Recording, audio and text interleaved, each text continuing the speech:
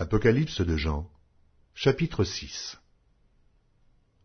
Je regardais quand l'agneau ouvrit un des 7 sceaux, et j'entendis l'un des 4 êtres vivants qui disait comme d'une voix de tonnerre, « Viens !»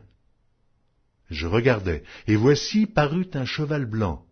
Celui qui le montait avait un arc, une couronne lui fut donnée, et il partit en vainqueur et pour vaincre. Quand il ouvrit le second sceau, j'entendis le second être vivant qui disait « Viens !» Et il sortit un autre cheval roux. Celui qui le montait reçut le pouvoir d'enlever la paix de la terre, afin que les hommes s'égorgeassent les uns les autres. Et une grande épée lui fut donnée. Quand il ouvrit le 3e sceau, j'entendis le 3e être vivant qui disait « Viens !» Je regardai, et voici parut un cheval noir. Celui qui le montait tenait une balance dans sa main.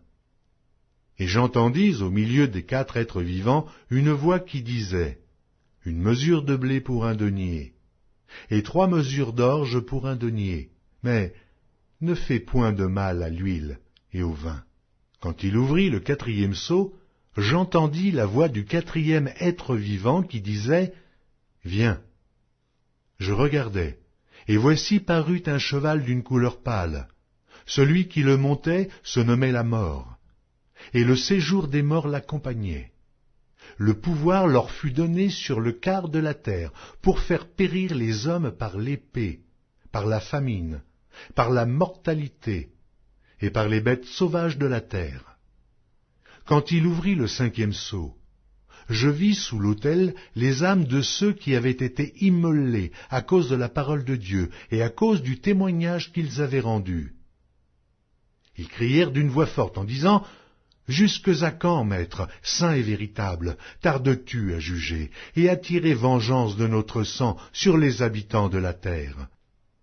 Une robe blanche fut donnée à chacun d'eux, et il leur fut dit de se tenir en repos quelque temps encore, jusqu'à ce que fût complet le nombre de leurs compagnons de service et de leurs frères, qui devaient être mis à mort comme eux. Je regardai quand il ouvrit le 6e sceau. Il y eut un grand tremblement de terre. Le soleil devint noir comme un sac de crin, la lune entière devint comme du sang, et les étoiles du ciel tombèrent sur la terre, comme lorsqu'un figuier, secoué par un vent violent, jette ses figues vertes. Le ciel se retira comme un livre qu'on roule, et toutes les montagnes et les îles furent remuées de leur place.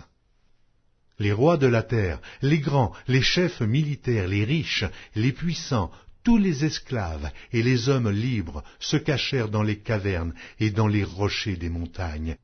Et ils disaient aux montagnes et aux rochers, « Tombez sur nous, et cachez-nous devant la face de celui qui est assis sur le trône et devant la colère de l'agneau, car le grand jour de sa colère est venu, et qui peut subsister ?»